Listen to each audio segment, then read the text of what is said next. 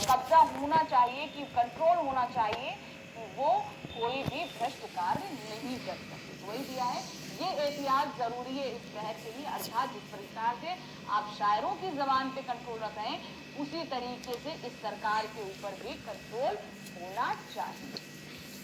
फिर है, जिए तो अपने बगीचे में गुलमोहर के तले, मरे तो गैर की गलियों में गुलमोहर के लिए। अब यहाँ जो गुलमोहर शब्द दी है ये मानवता, मानवीय संवेदनाएं। गुलमोहर का मतलब क्या है? मानव, मानवता, और ये फीलिंग है मानवता और संवेदनाएं जो है, जो सिर्फ मानव यानी मनुष्यों में ही पाई जाती है। तो इन्होंने क्या बोला कि अगर हम जीते हैं, अगर हम जिए, तो अगर हम अपने घर में अपने गलियों में जी रहे हैं तो इन मानवता की जो फीलिंग्स हैं, जो क्या कहते हैं सोच है, उनकी संवेदनाएं, उन्हीं के साथ जिए। मरे तो गैर की गलियों में गुलमोहर के लिए, और अगर हमें मृत्यु आए, अगर हमारी मौत हो, तो भी हम इन मानवता और संवेदनाओं की रक्षा करते हुए दूसरों की गलियों में मरे। मतलब घर के बाहर अगर हमें मौत आती है तो हमें इन्हीं चीजों की रक्षा के लिए, मानवता की रक्षा के लिए ही जो है मौत आए। तो इस तरीके से ये 3 शेर समझाए। अब इनका प्रसंग और फिर भावार्थ देखेंगे। तो प्रसंग क्या है? प्रस्तुत पंक्तियां पाठ्यपुस्तक आरोह भाग 1 में संकलित गजल से उद्धृत है। ये गजल दुष्यंत कुमार द्वारा रचित है। यह उनके गजल संग्रह साये में धूप से ली गई है। इस गजल का केंद्रीय भाव है राजनीति और समाज में जो कुछ चल रहा है उसे खारिज करना और नए विकल्प की तलाश करना। तो व्याख्या क्या है? पहले शेर में कवि आम व्यक्ति के विश्वास की बात करता है। आम व्यक्ति को विश्वास है कि भ्रष्ट व्यक्तियों के दिल होते हैं, ठीक है, कि उनके दिल होते हैं, उनमें संवेदना नहीं है। कवि को इसके विपरीत इंतजार है कि इन आम आदमी के स्वर में असर यानी क्रांति कब हो, मतलब कब ये लोग इतना जागे कि जो है ये पत्थर दिल भी पिघले, इनकी आवाज बुलंद हो तथा आम व्यक्ति संगठित होकर विद्रोह करे तो भ्रष्ट व्यक्ति समाप्त हो जाएगा। मतलब सभी संगठित हो जाएं तो ये जो भ्रष्ट व्यक्ति है जिसका दिल पत्थर का है वो समाप्त हो जाएगा। दूसरा शेर है, दूसरे शेर में कवि शायरों और शासकों के संबंध में बताता है। शायर सत्ता के खिलाफ लोगों को जागरूक करता है, इससे सत्ता में क्रांति का खतरा है, इसीलिए क्या होता है, लोगों पर पाबंदी लगाई जाती है। वे स्वयं को बचाने के लिए शायरों की जबान अर्थात कविताओं पर प्रतिबंध लगा सकते हैं। जैसे गजल के छंद के लिए बंधन, जैसे कि गजल लिखते हैं उसके छंद के लिए बंधन जरूरी है कि उनमें इस तरीके से मेल होना चाहिए, सावधानी, उसी तरह शासकों को भी अपनी सत्ता कायम रखने के लिए विरोध को दबाना जरूरी होता है। तो तीसरा शेर है, शायर कहता है जब तक हम अपने बगीचे में जिए, मतलब अर्थात अपने घर में जिए, गुलमोहर के नीचे जिए, जब मृत्यु हो तो दूसरों की गलियों में गुलमोहर के लिए मरे, के लिए मतलब उनकी रक्षा के लिए मरे। दूसरे शब्दों में मनुष्य जब तक जिए वह मानवीय मूल्यों को मानते हुए शांति से जिए, दूसरों के लिए भी इन्हीं मूल्यों की रक्षा करते हुए दूसरी गलियों में मरे। तो इस तरीके से ये गजल पूरी हमने आपको समझाई। अलग अलग शेर थे, अलग अलग उनके अर्थ थे, मगर बंधी सिर्फ एक गजल के अंतर्गत। तो गजल बहुत ही प्यारी थी। सत्ताधारियों के लिए ये सभी बहुत ज्यादा प्रेरणा लेने वाली है कि आप जो है किसी भी तरीके के अगर गलत काम करते हैं तो इस तरीके के शायर हैं। तुम्हें लगी है गजल? तुम्हें चैप्टर में है? तभी तो पढ़ रहा हूँ सब। इस दुनिया में कहाँ से आवाज़ आ रही? लोग लिखना ही छोड़ रहे हैं। ओह माय गॉड, दिल, दिमाग और कलम को दोबारा जोड़ने के लिए तो वो कर रहे हैं pitching. Hello students, welcome to magnet day. बाद में हम जो अपनी देखूंगा वो। बुक पढ़ रहे हैं आरूढ़, उसके अंदर हम गद्य खंड खत्म कर चुके हैं। अब हम आ गए हैं काव्य खंड में। काव्य खंड की भी हम काफी पोएम खत्म कर चुके हैं। तो अब जिस अध्याय में आए हैं उस पाठ का नाम है घर की याद। ये घर की याद क्या है? घर की याद है, ये कविता रचित है, ये लिखी है भवानी प्रसाद मिश्र जी ने। भवानी प्रसाद मिश्र जी ने स्वतंत्रता संग्राम में भाग लिया था, तो इसी के चलते उन्हें जो है कारागार, मतलब उन्हें जेल डाल दिया गया था, कारावास में डाल दिया गया था, जेल हो गई। तो उस दौरान जो है उन्हें घर की बहुत याद आती थी, घर की क्या दशा है। और एक रात क्या होता है, बहुत ज्यादा बारिश हो रही है, तो उस बारिश में उन्हें घर की कुछ ज्यादा ही याद आने लगती है। तब उन्होंने इस कविता का प्रतिपादन किया था, जिसका नाम है घर की याद।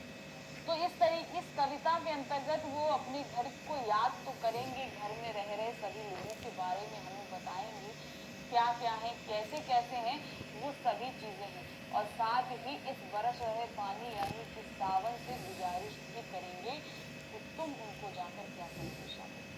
ये कविता जो है एक तरीके से हमें बहुत टची मीनिंग्स से लेकर जाएगी, हमें काफी हद तक जो है वो जो लोग घर से दूर रहते हैं उनको भी अपने घर की याद आ जाएगी। देखते हैं ये कविता। आज पानी गिर रहा है, बहुत पानी गिर रहा है, रात भर गिरता रहा, प्राण मन घिरता रहा।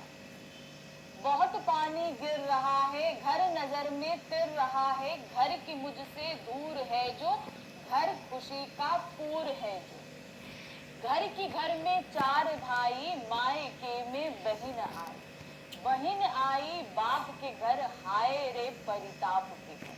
घर की घर में सब जुड़े हैं, सबके इतने कब जुड़े हैं, चार भाई चार बहने, भुजा भाई प्यार बहन। तो ये जो है जब उन्होंने लिखनी शुरू करी तो उन्हें अपने घर की याद आ रही, तो घर के हर एक सदस्य के बारे में वो हमें बताते हैं।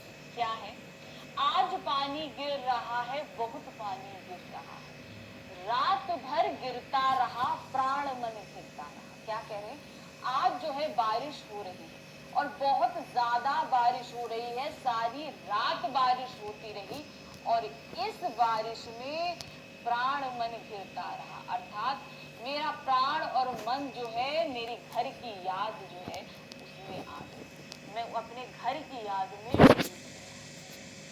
बहुत पानी गिर रहा है, घर नजर में तिर रहा है, पानी बहुत ज्यादा गिर रहा है और मेरी आंखों में मेरे घर की याद जो है वो आती चली जा रही है।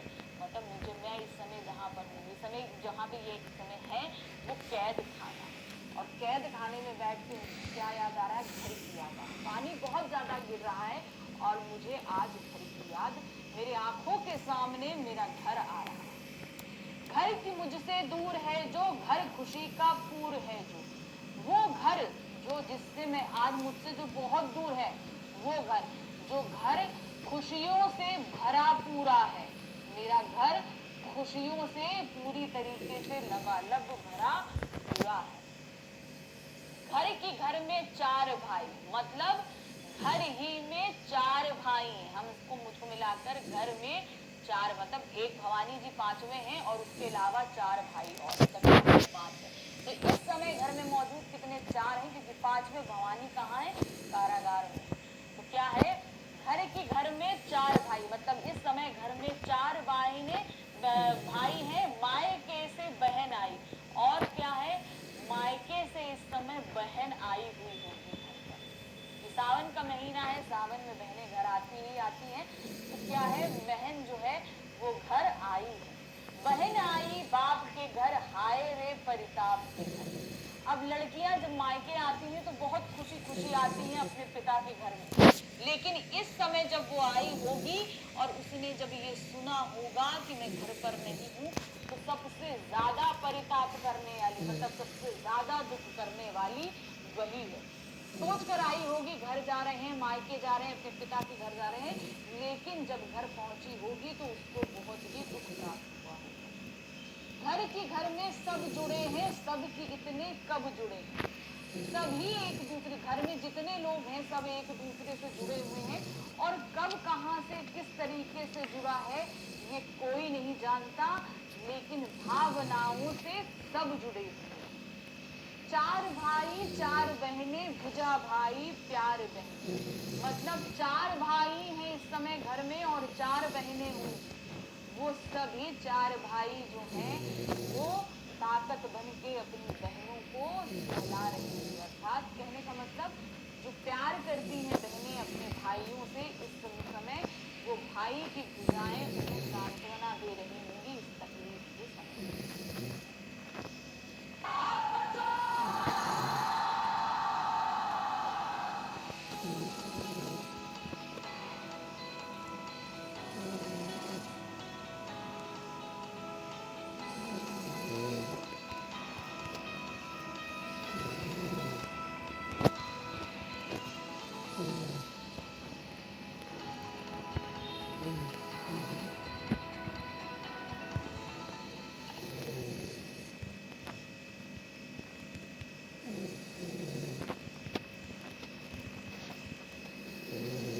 most people complicate the heck out of how to grow a digital coaching business. You know what? I'm going to give you 3 simple ideas right now on how you can take your knowledge and scale it to over 3 lakh rupees per month. Number 1, you need a solid product. That gives a good customer experience. So people feel like wow when they actually purchase and consume your product. And the product does not only have to be an ebook or a course. It will be multiple things. And the product that I recommend for my students is to build communities and sell memberships rather than just selling as a one-time commodity kind of a product. The second thing that you need is तो क्या दिया है, सबसे पहले हम प्रसंग देखेंगे। प्रसंग लगभग जितनी बार भी हम